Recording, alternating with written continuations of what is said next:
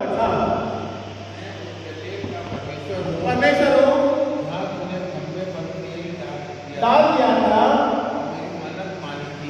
और मेरी मन्नत मानी थी।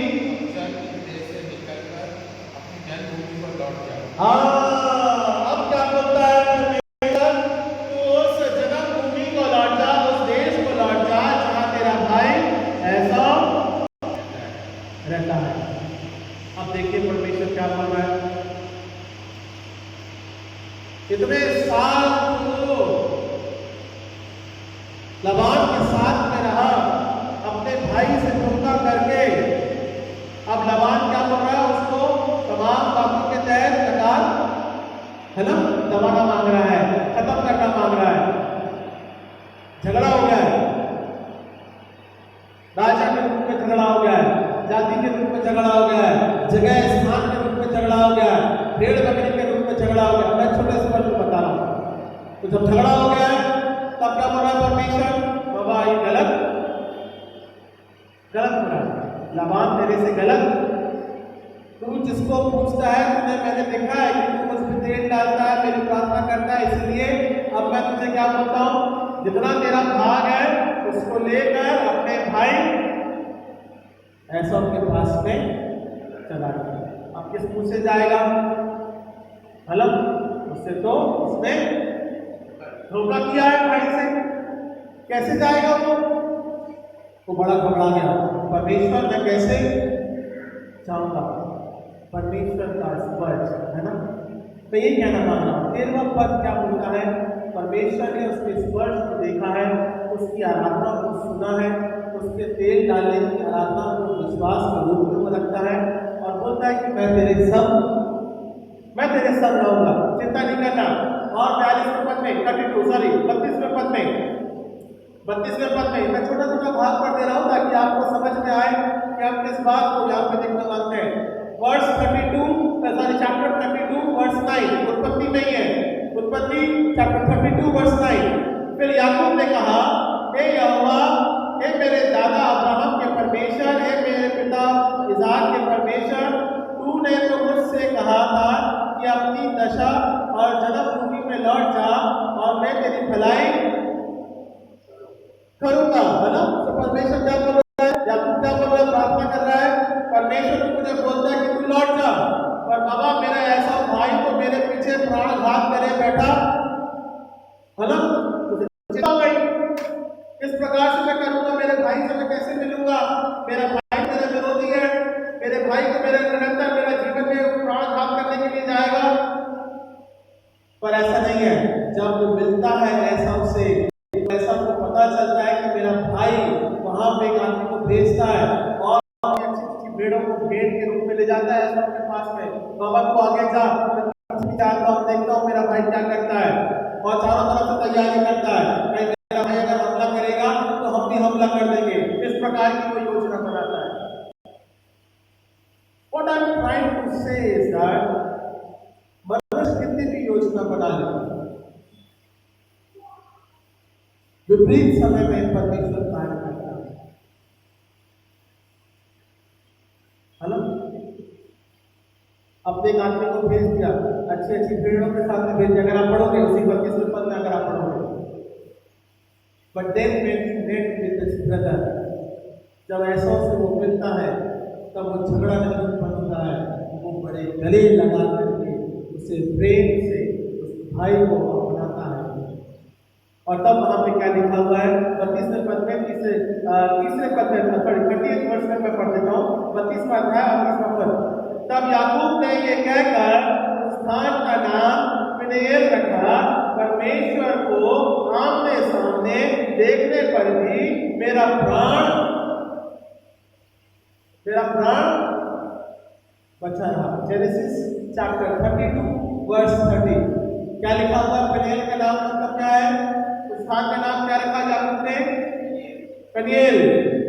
पनीएल का अर्थ क्या होता है, what is the meaning of Peniel, परमेश्वर मेरे आमने सामने रहा, मेरे साथ अगुवाई करे, मेरा दर्शन, मैं उसको देखने पाया, मैं उसके साथ संगति करने पाया, ऐसा के साथ मेरे भाई के साथ में परमेश्वर ने मिलाया। मैं उस स्थान को जहां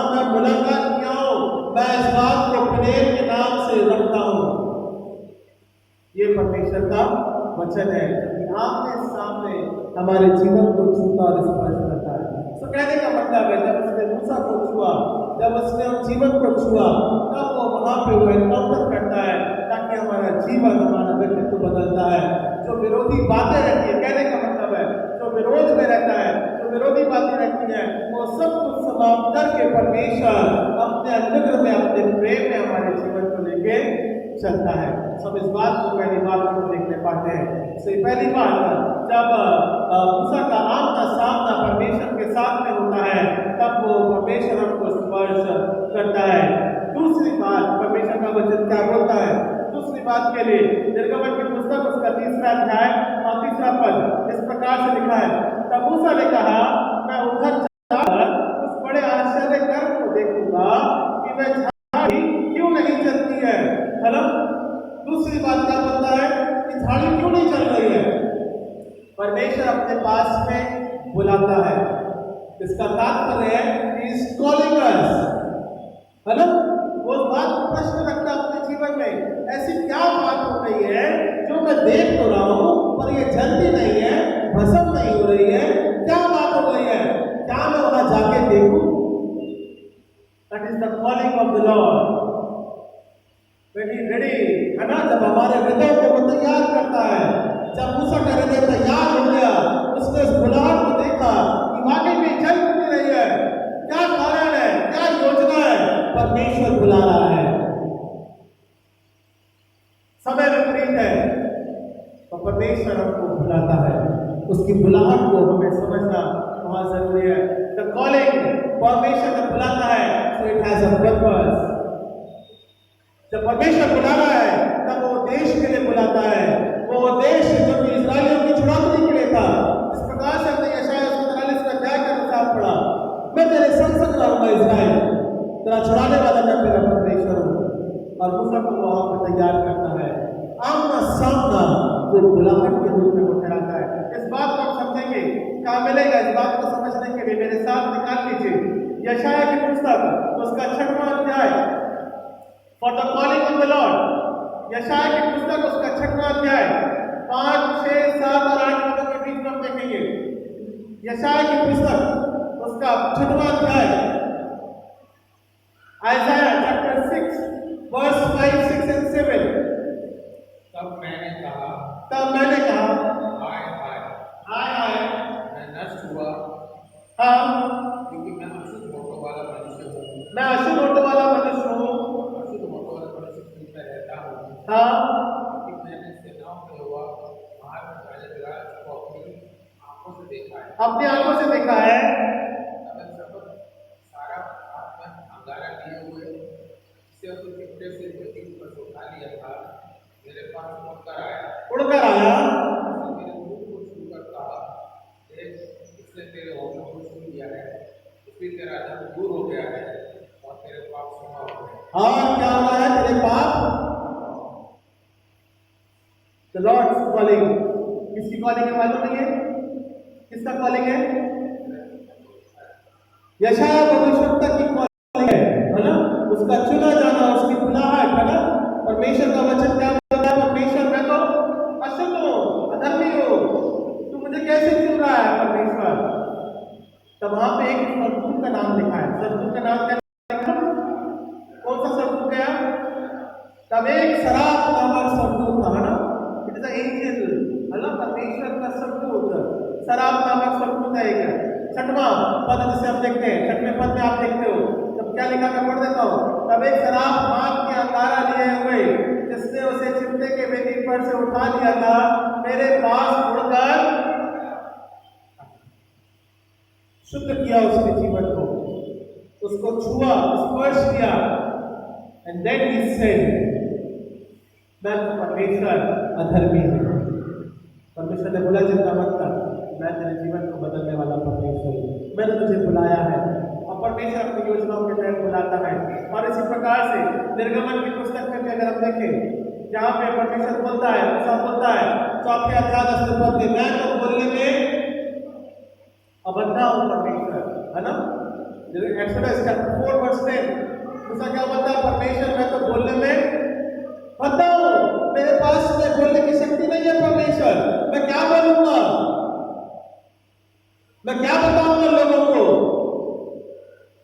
but he has a calling. परमेश्वर अपनी बुलाहट में जब बुलाता है तब हमारी हर एक शरीर की कमजोरियों को वो दूर कर देता है, चाहे बोलने से हो, चाहे चलने से हो, चाहे दिल की घबराहट से हो, चाहे योजना से हो, चाहे कार्य से हो, चाहे हमें कितनी भी कमजोरियां दुर्बलता क्यों ना हो, चाहे समय कितना विपरीत हो, पर जब परमेश्वर बुलाता है तब परमेश्वर अपने सामर्थ्य, कहने का मतलब है परमेश्वर हमें छूता और स्पर्श करता है और अपने सामर्थ्य हमारे जीवन में रखता है। तो परमेश्वर ने कहा, जब यशायाह को बुलाया उसको छुआ, स्पर्श किया, मूसा को बुलाया उसे छुआ और स्पर्श किया और अपनी सेवा के कार्यों के लिए आगे बढ़ाया। तो ये परमेश्वर का आमना सामना हमारी बुलाहट को देखने को बताता है या कराता है। तो ये दूसरी बात, परमेश्वर का आमना सामना हम देखने पाते हैं। तीसरी बात निर्गमन की पुस्तक उसका तीसरा अध्याय, निर्गमन की पुस्तक उसका तीसरा अध्याय चौथे पद में हम देखेंगे, चौथा और पांचवें पद में क्या लिखा है। जब यहोवा ने देखा कि मूसा देखने को मुड़ा चला आता है, तब परमेश्वर ने झाड़ी के बीच से उसको पुकार कर मूसा है मूसा। मूसा ने कहा, क्या आज्ञा है? उसे कहा, इधर पास मत आ, अपने पांव से जूतियों को उतार दे, क्योंकि स्थान पर तू खड़ा है वो कैसा है? When he encounters, है ना, जब वो हमारे बीच में आपका सामना जब होता है तब वो हमें क्या करता है? पवित्र, है ना।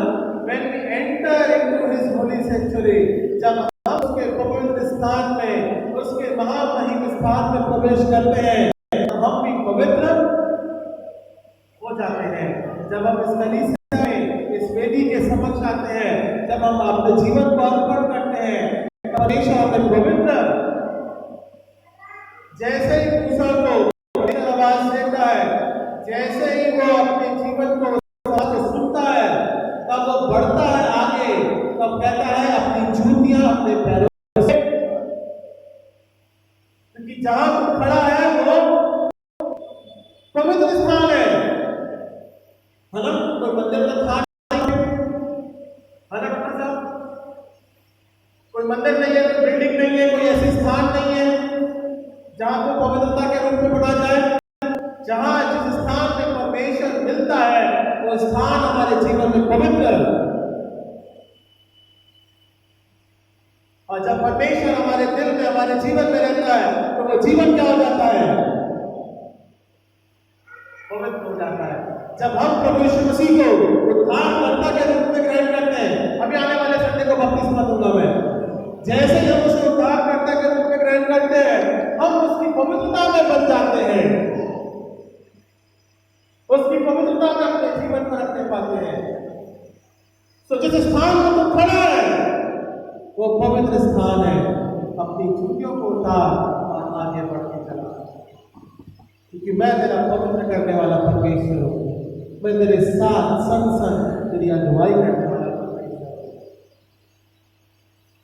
ये उसकी बात को हम मूसा के मन में उस एनकाउंटर को देखते हैं। He sanctifies us, है ना, वो हमको और आपको पवित्र करता है। निर्गमन की पुस्तक उसका 31वां अध्याय चैप्टर 31, निर्गमन की पुस्तक एक्सोडस चैप्टर 31 वर्स 12 से पढ़ेंगे।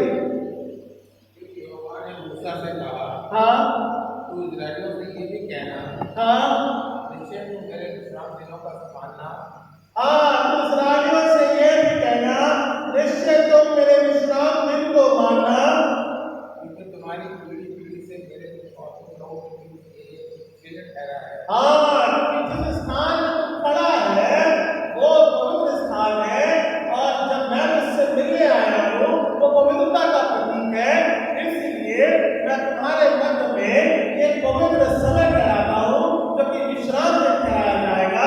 उस विश्राम दिन को मानना, और इस्राएलियों से भी कहना उसको मानने के लिए तुम सप्ताह में 6 दिन कितना भी काम करो और 7वें दिन पवित्रता के रूप में अपने जीवन को रखना, है ना, पवित्रता के रूप में अपने जीवन को बिताना। Okay done. फिर इसके बाद में जिससे तुम ये बात जान सको कि यहोवा तुम्हारा पवित्र करने वाला है। हाँ, पवित्र